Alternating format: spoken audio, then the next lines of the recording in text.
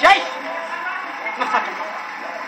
خاف يقول لك هذول شيوخ ذبحوا ولدنا من الجنوب، هم من الجنوب ولدنا ترى، خاف يقول لك هذا شيعي وهذا سني، لقب رسول الله ما عندنا فرق، هذا اللي بناتكم عندنا وبناتكم عندكم. زين؟ واذا اكذب عليك ما اصلي على قبلتك.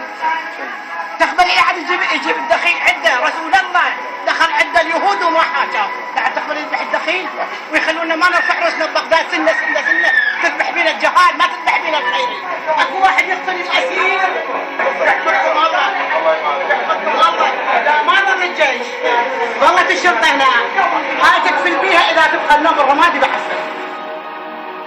الشرطه مو زينه مو؟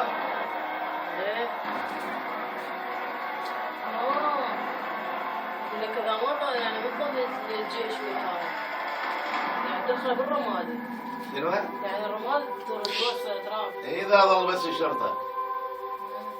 ليه بشهر؟